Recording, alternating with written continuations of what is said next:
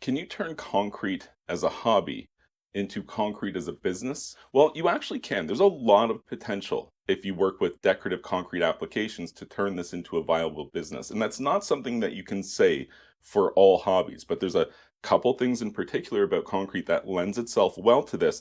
And maybe one thing very specifically, which is kind of like what stands between you and being able to make a very profitable product that you can make and sell.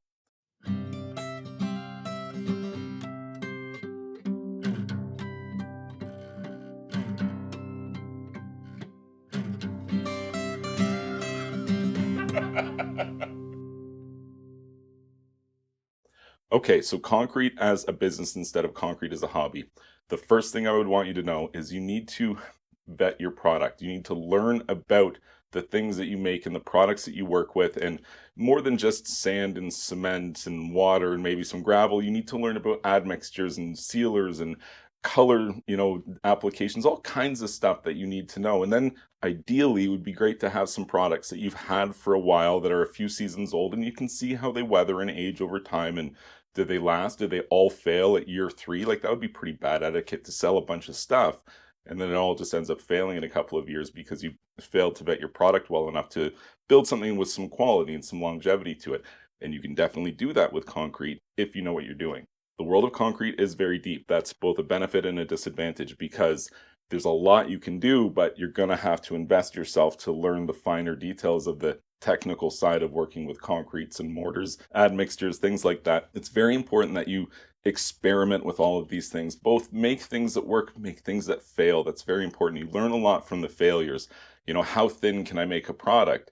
It's great to have, something that's very robust and it definitely doesn't break, but what if it costs you $1 million to ship it somewhere? That's going to be kind of a disadvantage for you if you're trying to create a viable business because you'll be stuck dealing with a local market only, which can work. I mean, there's a lot of unique applications, but the bigger the market reach you have, the better potentially you have to sell a lot of stuff. And, if you could refine your product over time, reduce on the amount of materials that you're using and the how thick it needs to be, how heavy it is ultimately without compromising quality or longevity.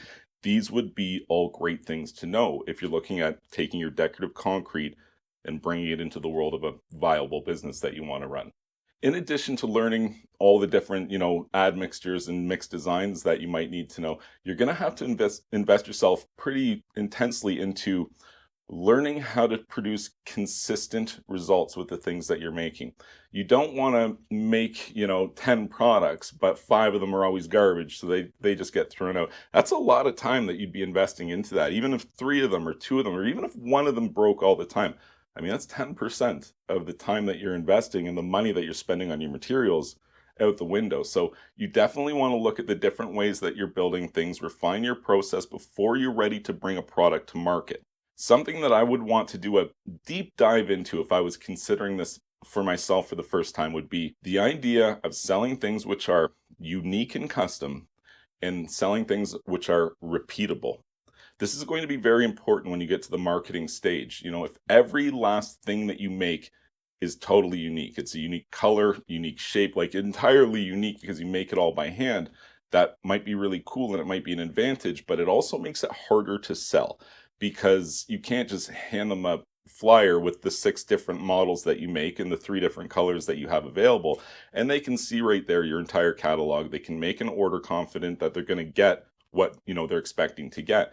If everything you do is custom or unique, that's going to be a challenge for you that you have to overcome. Now, it can be overcome. Let's identify here the reality that a lump of clay in the right hands could be worth $1 million. Working with concrete as a hobby is an artistic pursuit, and the more artistic you are, the more money potential that you could make. If you're super artistic, you could make tiny little things, but sell them for a handsome amount of money just because they're so great. Everybody wants them. You just can't even meet the demand because people buy everything that you make. Well, that's you. Then your prices need to start going up, and that's a great position to be in. Not all of us have that level of skill. Also, a great thing about working with concrete as a hobby. I don't describe myself as a very artistic person when it comes to drawing, sculpting, things like that. I can do like passable level work with a good amount of effort. I'm certainly not one of those people, I'm in awe of them when I see them with a pencil or paints or sculpting, modeling clay and just art right before your eyes. It looks like magic to me. Some people have it, some people don't. I'm very artistic in some ways, but I'm pretty limited in terms of drawing and sculpting. And yet I can make all kinds of cool stuff. And I don't really make any stuff to sell, anything like that. But I certainly get a fair amount of requests from people wanting to buy stuff or seeing what I have available. So you can take a little bit of artistic ability, combine that with a little bit of technical skill, and you can definitely create a very viable business working with concrete as a hobby. So here's a very important thing, and kind of a defining feature that I think about when I encounter people who have interesting hobbies and maybe even make a little bit of money on the side from it. It's always the same thing. You look at, well, how much did this thing cost you to make? And it's never a lot of money, and they can sell it for, triple what they paid for it. So that's a good, markup, right? You made a couple of bucks. But here's the thing, they don't account for their time. How many hours did it take you to make X thing that you're selling? And now assign a dollar value per hour. Like, let's say your hands fell off tomorrow and you can't do it anymore, and you're going to have to hire somebody to do it. Realistically, what are you going to have to pay that person per hour to do the job that you're describing to them? And it's going to be a lot. They're going to need a living wage. And so when you factor that in and the amount of time that it takes to do, boy, if I charged that for it, I'd never sell any. And that is an example of a hobby which is not really viable as a business unless you can explore some sort of method to scale your production or reduce on the amount of labor costs, the amount of time that it takes. You could modernize, use machinery, things like that, but you'd be competing in a very competitive market. And when it comes to concrete as a hobby, because it's so artistic, if you just do gray concrete, and like I make gray concrete bricks, I could do it. For sure, I could do it. My bricks would be fantastic. That's not the job I want. I don't want to have to sell pallets of bricks to make a couple of dollars. That's not my idea of a good time. I'd rather lean a little bit more on my technical side and make concrete that's interesting or funny shapes or bright colors or something different that maybe other people aren't offering. And again, that's how concrete in particular lends itself well to being, a hobby that can become a business. And here's the transition point. This is kind of the big secret reveal that I wanted to make sure that you take away from this. If you're using incidental, very common product that people use when you're making decorative concrete pieces at home, it's highly effective stuff. It's great. It produces consistent, high quality results. It's easy to work with, very forgiving. It's basically the best stuff going, right? So what's the problem? The problem is it costs a fortune. It's way too much money. You can achieve similar results through advanced knowledge of cement applications and admixtures and mix design and things like that. You don't have to buy these pre-blended, pre-bagged products. And if you are, then you are going to have a harder time, a much harder time, breaking down the cost of the materials and the time that you're putting into what you're making and being able to mark that up suitably and then recovering that in terms of a viable business. Because the products that you're using, the materials you're using, the cementol stuff, it's just too expensive per unit. Maybe you're super artistic. The stuff that you make sells for so much money, you can use it, still be totally viable. Great, I'm super happy for you. Most of us would benefit from a massive leg up, like orders of magnitude. And here's what it is. The point at which you will start to really realize profits on the products that you're making is when you can start to buy the consumable materials you use in bulk quantities. Now, I'm not necessarily talking about buying a skid of cement. That's probably too much for most people. You're not going to be able to go through it fast enough. But that's okay because cement itself isn't that much money. I could go to the store with 50 bucks and I could come back with a whole lot of cement. But here's the thing. If I buy the sand there too, well, I mean, it's not that expensive. You look at it, it's like half the price of the bag of cement. So that's not too bad. You buy like 2 bags of sand for the cost of every bag of cement. But that's so much money. Sand is the thing that you need to get the cheapest. And good for you, it's easy to do. When you source good quality sand from a landscaping yard, which would be clean sand, it's washed, it's sharp sand, it's not tumbled or rounded. That stuff is very high quality for masonry mixes. I don't like to get the stuff that has various pebble sizes in it. I like to see sand only. And when you can get that, it's like, I don't know, for me, it's like $30 for 2,000 pounds, depending on how wet it is. Some of them keep their sand indoors or more protected, some it's outdoors, so it's wetter, but that's an awful lot of sand. Like an awful lot of sand. You buy $50 worth of cement and you start mixing at 2 to 3 parts sand to 1 part cement. And now your bulk economy of yield goes through the roof. You're talking like you're the numbers per unit for the things you're making becomes so small, it becomes difficult to quantify them. You have to do, 10 at a time just to figure, okay, the 10 of them cost me $1, something like that, probably even less than that. And high quality sand, even if you have to pay to get it delivered because you don't have a truck that can take 2 to 3,000 pounds of sand being dumped into the bed of it. Okay, so the sand's $30, delivery's 100, and they need a place to dump it. Throw a tarp down on your driveway or, something like that. Don't just dump it in the road. You can probably get a fine for doing that depending on where you live. But even including the $100 of delivery, which is triple the cost of the sand, it's still a crazy deal. We're talking less than $200 for a whole bit, like a whole bunch of bags of cement and thousands of pounds of sand now delivered to my house. Think of how much stuff you can make out of that. You could charge $1 per unit and still make money, were it not for the fact that you have to calculate your labor costs as well. You want to refine your process as much as possible. You want to look at designing a product which is going to lend itself well to success coming out of the casts or the mold or just however you make it, but also something that maybe isn't going to be damaged in the shipping, jostling, things like that. Like very delicate items are more of a concern. So look at this here. I have this white concrete bowl that I cast here. It's white cement, but the sand is salt and pepper, more or less is how it looks. So, but it's still very white, still nice looking, looks great. People would love to buy it, but even just picking it up, touching it, handling it mars the surface. And I've got red and brown and gray, all kinds of. Now, this would be now a second. Like this isn't even any good anymore. Then I've been treating it with care. I couldn't imagine what it would look like if I'm trying to ship it somewhere or something like that. And that's a concern, just because you can make a good product. Well, after the fact, this thing's going to be really hard to care for and it's going to cost me a lot to ship it because I'm going to be really careful. Things like that are important. Looking at, a repeatable product like this is neat, but there's so many ways that you can look at the time that you're inputting. Something like this guy is made with an integral red color. So I just put some red into my concrete mix it around, cast it. There we go. It's red all the way through. If you scratch it, it shows red underneath, which is great.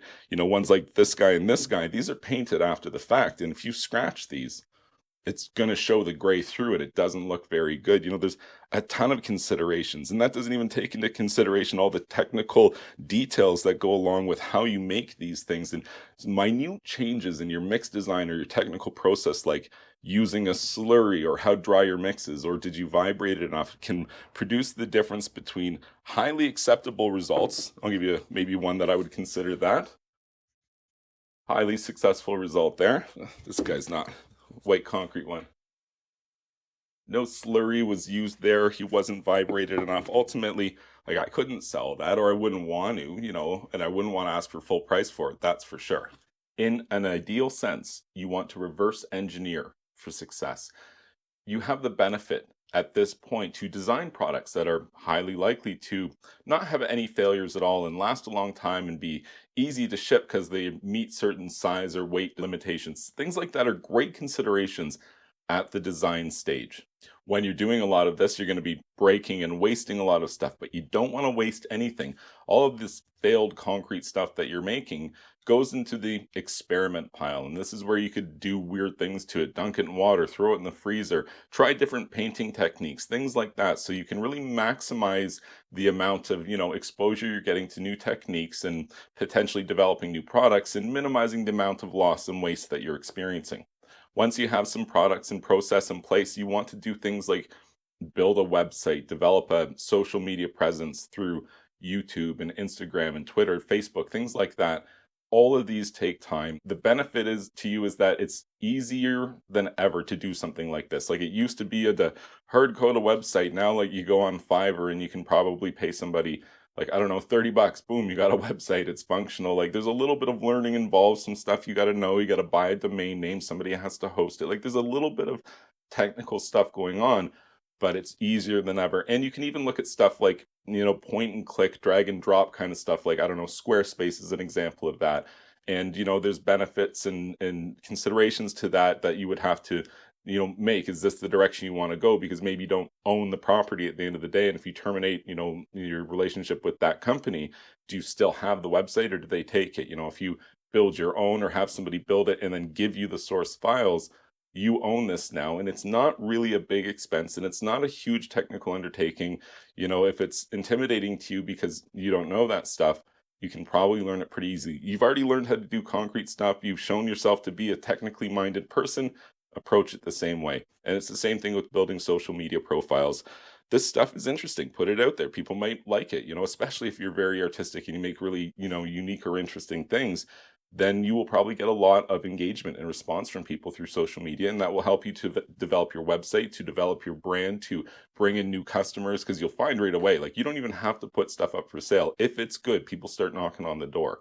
And that is kind of, the real benefit here is none of this stuff is something that you can't do. It's all just like incremental pieces that you chip away at over time to turn your concrete hobby into a concrete business. So a defining thing other than buying the bulk sand and all these other points that we've talked about, I think you would want to look at scalability and reducing the amount of labor costs that you have. And that's something that can take a very, very small business and grow it pretty quickly.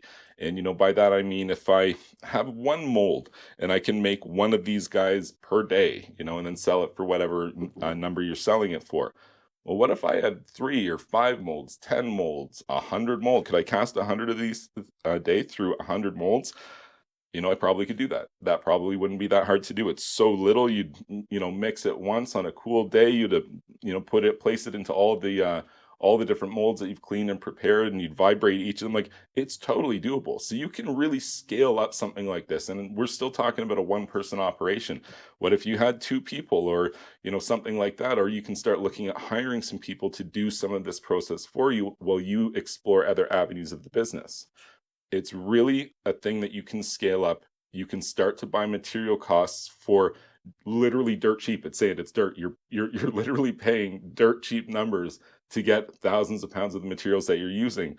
Refine your technical process, explore new things that you can make, track the amount of time that you spend, and start to pursue things which take less time. Like, if I can produce 2 of these guys and they kind of sell for the same price and the same consistency when they're on the market table, but one of them I can make twice as fast or with more consistent results, well, start to explore those more and maximize your profit potential.